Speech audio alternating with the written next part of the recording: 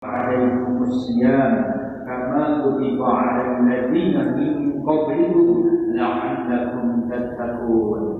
Wahai orang-orang yang beriman, diwajibkan atas kamu berpuasa.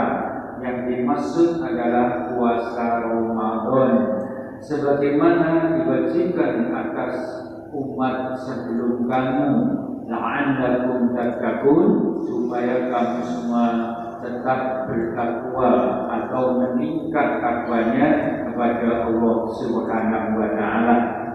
Hadirin jamaah rahimakumullah, karena itulah berdasar ayat ini semua orang yang mengaku beriman maka wajib menjalankan puasa Ramadan, karena hukumnya wajib. Bila tidak dilakukan ia berdosa, kalau dilakukan dia mendapat pahala. Itulah kalau mengaku sebagai seorang mukmin. Aneh sekali ya kalau mengaku mukmin, mengaku Islam, tapi tidak melakukan puasa Ramadan. Padahal ini termasuk rukun Islam.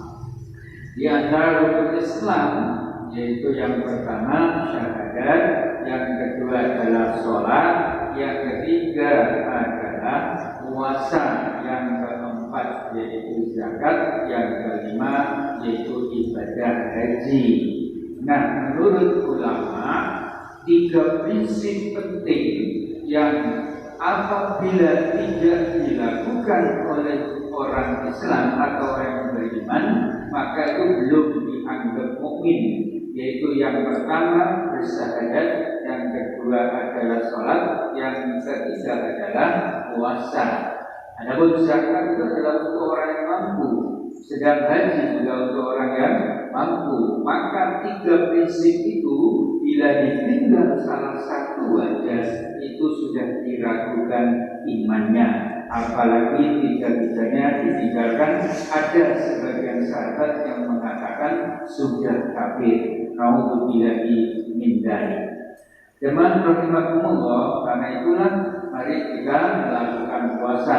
Dan hikmah yang sudah jelas, yang sudah kita ketahui setiap tahun, afdolnya atau pahalanya adalah luar biasa.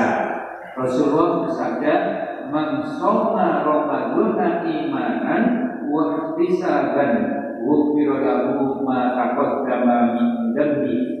Barang siapa yang berpuasa di bulan Ramadan dengan ikhlas, dengan hanya mengharap ridha Allah, maka akan diampuni dosa-dosanya yang lalu, insya Allah semuanya.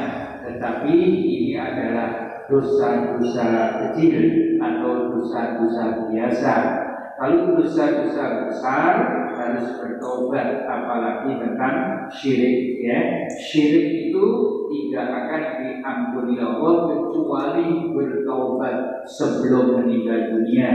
Karena Allah berfirman dalam surat An-Nisa ayat 48, "A'udzu billahi minasyaitonir rajim.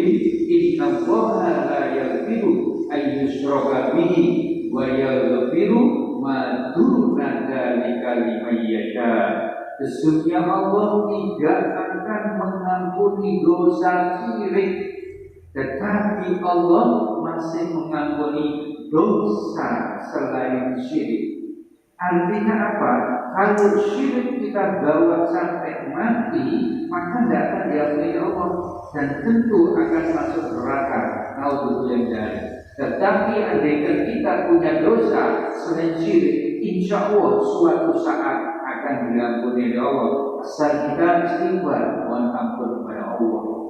Dan di dalam sebuah hadis sahih dinyatakan bahwa siapa yang menghadap Allah dalam keadaan membawa dosa syirik, dakhalan masuk neraka. Dan sebaliknya, siapa yang menghadap Allah dalam keadaan tidak membawa dosa syirik, maka dakhalal jannah, ia masuk surga.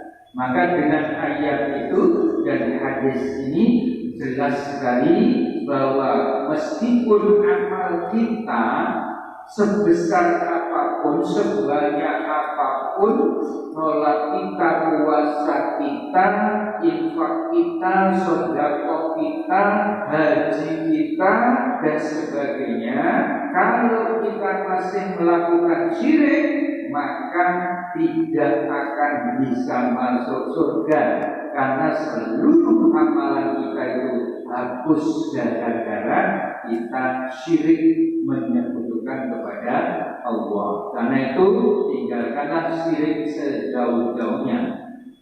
Dan puasa ini juga adalah melatih kita supaya kita tajam rohani kita. Rohani kita supaya cerdas, rohani kita supaya kuat dan tebal.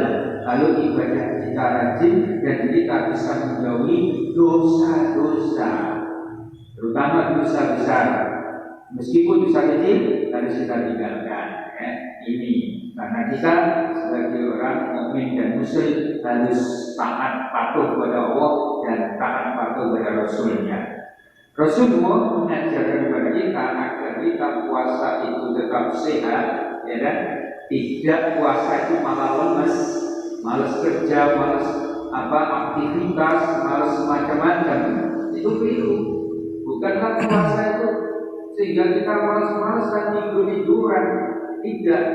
Jangan memahami hadis yang dimana abab atau bahul orang berpuasa itu lebih harum dari minyak kasturi di sisi Allah. Itu jangan dipahami lalu kita tidur siang baru tidak sikatan gigi, tidak mandi, tidak berkumur. Jangan. Itu artinya kita sudah bersih sesuai dengan tuntunan Islam, sudah mandi, sudah sikatan, sudah apa-apa. Nah, tentu namanya manusia tetap punya ambak, punya bau, kan? Nah, walaupun begitu, besok di sisi Allah itu baunya lebih harum daripada minyak kasturi. Jadi ambane wong poso itu, ya, ambune wong poso itu luwih wangi ketimbang minyak kasturi besok di sisi Allah pada hari kiamat. Nah, karena itu Rasulullah ngajari tetap sehat, tetap baik. Caranya adalah satu, ya, salah satunya yaitu mengakhirkan sahur. Jangan sahurnya malam-malam, ya. Supaya apa? Supaya penyediaan nutrisi kita bisa bertahan lama sampai maghrib. Yang kedua, segera berbuka kalau sudah masuk waktu maghrib, jangan ditunda-tunda. Dan Rasulullah mengajarkan buka yang bagus itu kurma.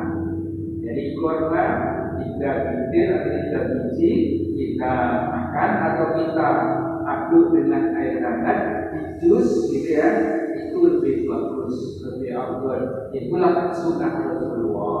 Nah, habis itu jangan makan langsung. Kita adalah sholat maghrib, kemudian baru setelah sholat maghrib baru makan, atau mungkin setelah isya. Itu insya Allah aman perut kita. Kemudian jangan lupa berdoa. Doa setiap kita berbuka, ya. Itu diajar Rasulullah, dahatat kemahu wa tanwab kallatil ruhu wa sabatal ajru insyaallah. Atau Allahumma laka suktu wa ala rizqika aftartu.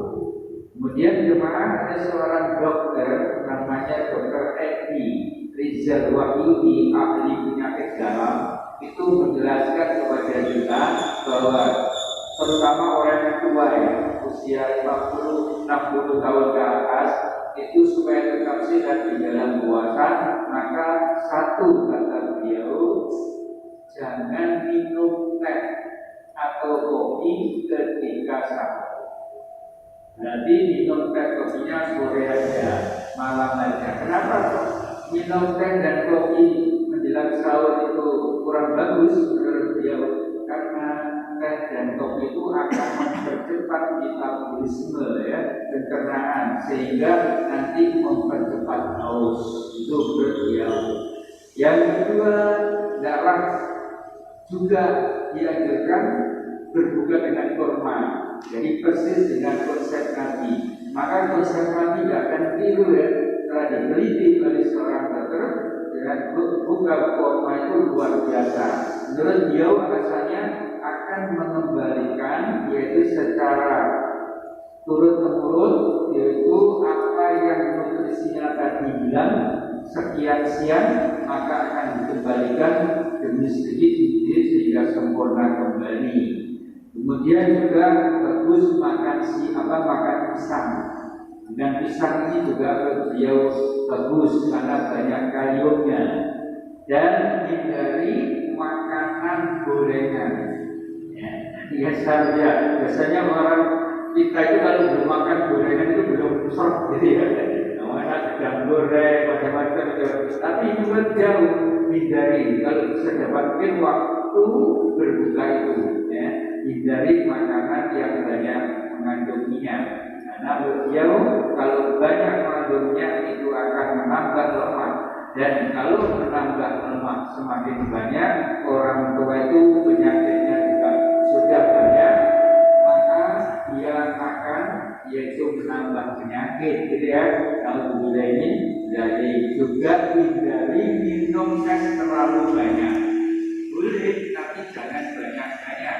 Kenapa? Menurut alasan beliau, bila terlalu banyak minum es itu akan menghalangi yaitu masuknya nutrisi sehingga menjadi lemah, gitu ya. Nah, oleh karena itu sekedarnya aja lah, atau mungkin jangan kalau bisa dihindari.